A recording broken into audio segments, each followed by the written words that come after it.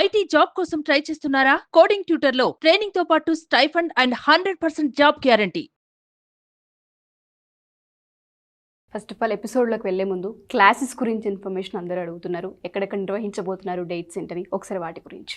Okay మనకి ఇప్పుడు 2024 September 8 వచ్చి మనకి తిరుపతిలో ఉంటుందండి.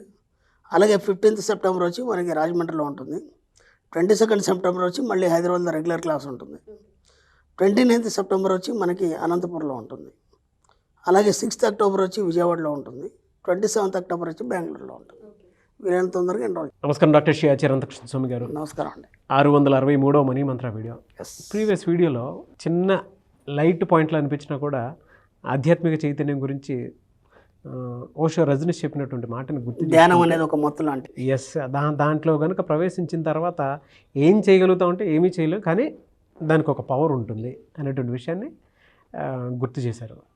Really great. Coming to subject, ఈ వీడియోలో ఏం చెప్తున్నారు?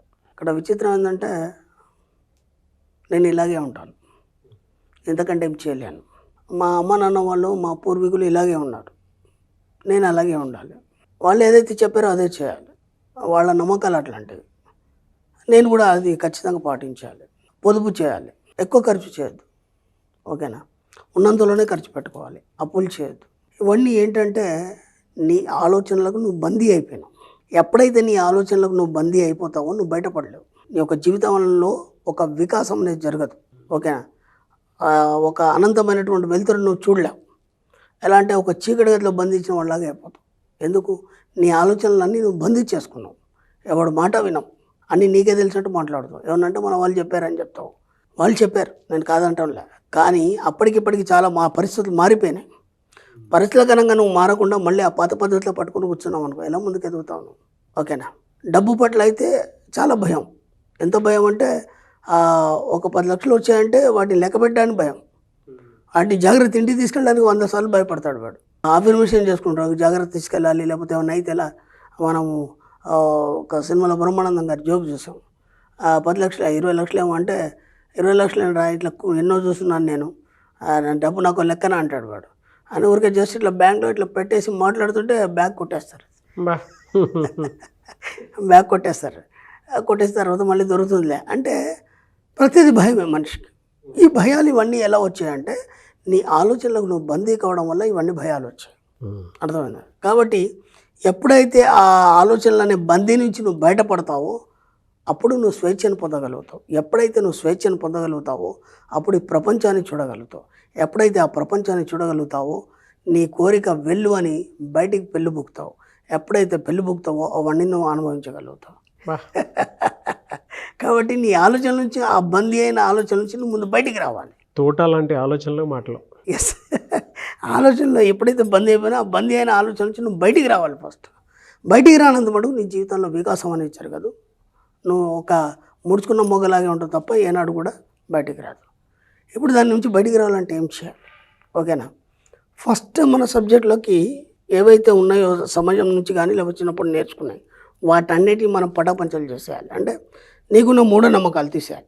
ఫస్ట్ ఇది ఇలాగే చేయాలి, ఇది అలాగే చేయాలి, వాటన్నింటినీ తీసేయాలి. 2 చాదస్తాలని తీసేయాలి. చాదస్తాలు, మూఢనమ్మకాలు వేరు, నమ్మకాలు వేరు. మళ్ళీ ఆ నమ్మకాలని తీసేయాలి. ఎందుకంటే ఈ అనంతమైన సృష్టిలో ఇది ఇలా చేయాలి, ఇది తప్పు, ఇది మంచి అనేది లేదు. మన సబ్జెక్ట్లో మంచి చెడులు అనేది లేదు. నువ్వు ఏదైతే కాషన్ ఇస్తావో విశ్వం అదే చేస్తుంది నీకు.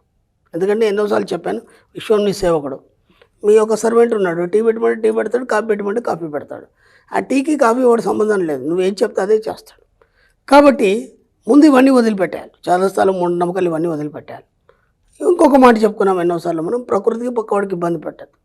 కానీ నువ్వు ప్రతిదీ నమ్ముతూ పోతే నీ జీవితం అనేది ఎలా తయారవుతుందంటే వికాసం అనేది జరగదు. అంటే నువ్వు ప్రతిదీ మూఢంగా నమ్ముతూ అదే నిజం అన్నవి, నిజమైన సత్యాన్ని అలాగే అంచేసి దాంతో జీవనం చేస్తున్నావు. కాబట్టి ఒరిజినాలిటీ అనేది తెలుసుకోలేకపోతావు. అంటే ఇదంతా దీనికి కారణం ఏంటంటే నీ ఆలోచనలు బందీ అయిపోయి ఉన్నాయి. కాబట్టి ముందు దాని నుంచి బయటపడాలి. ఇవి చాదస్తాలు, మూఢనమ్మకాలు ఇవి పక్కన పెట్టేసినాం. ఆ తర్వాత ఏటివాడు చెప్పేది వినడం మానేయాలి. ఎందుకంటే ఇప్పటిదాకా బోలేడి ఉన్నాం కదా, ఆ మాట కూడా చెప్పాను నేను. 40 సంవత్సరాల వరకే ఇతరులను అడగాలి. ఆ తర్వాత అప్పు కానీ లేకపోతే సలహాలు కానీ అడగడం మానేయాలి. వినడం కూడా మానేయాలి. అంటే ఎవరేదో సలహాలు చెప్తుంటారు, ఎవరేదో చెప్తుంటారు, వినడం కూడా మానేయాలి. ఆ తర్వాత నీకంటే ఒక స్పెషల్ ప్రపంచాన్ని తయారు చేసుకోవాలి. ఆ ప్రపంచం ఎలా ఉండాలంటే నువ్వేంటనేది ఎవరికి అర్థం కావద్దు.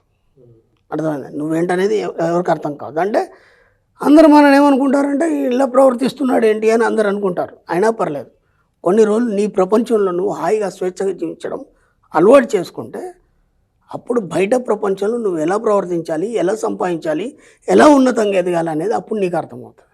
కాబట్టి ఏం చేయాలి, నువ్వు ముందు ఎప్పుడైతే నువ్వు ఆలోచనలతో బందీ ఉన్నాయో దాని నుంచి బయటకు రావాలన్నప్పుడు నీ ప్రపంచంలో నువ్వు ఒంటరిగా జీవించాలి.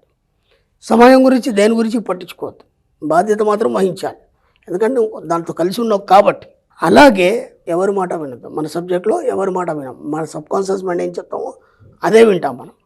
ఇలా మెల్లిగా ఏమవుతుందంటే నీ ఆలోచనలు బందీ నుంచి నువ్వు బయటికి రావాలి. బయటకు వచ్చినప్పుడు ఏమవుతుంది, ఒక్కొక్కటిగా నీకే అర్థమైపోతుంది. అప్పుడు నీ జీవితం ఏంటి, నీ యొక్క జీవితాన్ని గొప్పగా నువ్వు ఎలా నిర్దేశించుకోవాలి, ఎలా ముందుకెళ్ళాలి, ఎలా ఒక ఉన్నతంగా తయారు చేసుకోవాలి, ఆటోమేటిక్గా నీకే తెలుస్తుంది. ముఖ్యంగా నీ ఏవైతే ఆలోచనలు ఉన్నాయో వాటితో నువ్వు ఫిక్స్ అయిపోయి ఇదే నిజమని మాత్రం ఎక్కడ కూడా నమ్మద్దు. నమ్మేవంటే మాత్రం నువ్వు బయటికి రాలేవు. ముందు వాటి నుంచి బయటికి పడండి. బయటికి పడాలన్నప్పుడు నిన్ను నువ్వు ఒంటరిగా ఉండి తయారు చేసుకొని ఏదాన్ని కూడా నమ్మకుండా. ఎందుకంటే చిన్నప్పటి నుంచి మనం వినున్నాం, ఒక బూచాడు అన్నాం, బూచాడు లేడు, అది మనకు తెలుసు. ఆయన ఇంకా భయపడుతూనే ఉంటాం. ఆలోచన బందీ నుంచి నువ్వు బయటికి రాలేదు, ఆ రానంత మటుకు భయపడుతూనే ఉంటాం. ఒకసారి బూచాడు ఎక్కడ ఉంటాడు వెళ్ళి చూసేస్తే తెలుస్తుంది కదా ఉన్నాడా లేదా. అవును. మన సబ్జెక్టులో ఏదైతే మనం భయపడతామో దాంతోనే మనం సాహసం చేయడం అనేది జరుగుతుంది. ఎప్పుడైతే అలా చేస్తావో నీ ఆలోచన బంధించి నువ్వు బయటపడి ఒక స్వేచ్ఛ జీవితాన్ని నువ్వు గడుపుతూ ఆనందంగా ఉన్నతంగా జీవించగలడం అనేది జరుగుతుంది. ఒకసారి ప్రయత్నం చేయండి. కానీ సబ్జెక్ట్ మాత్రం భలే అనర్గళంగా వస్తుంది సార్ మీకు. ముడిచిపోయిన మనస్తత్వాలు అంటారు. ముడిచిపోయిన మనస్తత్వాలు నీ ఆలోచనతో బందీ అయిపోవడం. ఆ ముడిచిపోయిన మనస్తత్వాల నుంచి ఒకసారి బయటికి రావాలి. అది ఎందుకు ముడిచిపోయిన మనస్తత్వాలు అవుతాయి, నువ్వు ఎప్పుడైతే నీ చుట్టుపక్కల వాళ్ళు అందరు తింటావో ఇవి నిజమని నమ్మి అలా ఉండిపోతావు. ఒక్కసారి నీకు నువ్వు ఆలోచించి నీ ఇన్నర్ మైండ్తో కనెక్ట్ అయినప్పుడు ఆటోమేటిక్గా స్వేచ్ఛ అనేది లభిస్తుంది. అప్పటిదాకా నువ్వు బయటికి రాలేవు. కానీ మీరు చెప్పే దాంట్లో నాకు ఒకటి చాలా బాగా నచ్చుతుంది, పక్క నుండి ఇబ్బంది పెట్టకూడదు, ప్రకృతిని ఇబ్బంది పెట్టకూడదు. మన సబ్జెక్ట్లో ఉండేటువంటి థియరీ ఏదైనా ఉంది అని అంటే అదే, ఎమోషన్ కూడా అదే. అండ్ స్వేచ్ఛగా జీవించండి అనేటువంటి విషయాన్ని గుర్తు చేస్తూ చెప్తూ ఉంటారు. నెగటివ్ థాట్కి ఎక్కడా కూడా చిన్న రూపం కూడా దాల్చకుండా చాలా పాజిటివ్ మోడ్లోనే సబ్జెక్ట్ని ఒకదానికొకటి ఇంటర్లింక్ చేసుకుని మరి ఫాస్ట్గా తీసుకుని వెళ్ళిపోతూ ఉంటారు. యూనివర్స్ అలా కనెక్ట్ అయిపోవడం వల్ల అనుకుంటాను, చక్రాస్ యాక్టివేషన్ ఆ విధంగా జరగటం వల్ల అనుకుంటాను. ఏం చెప్తానంటే మీ భావాల్ని స్వేచ్ఛగా విషయంలోకి ప్రకటించండి.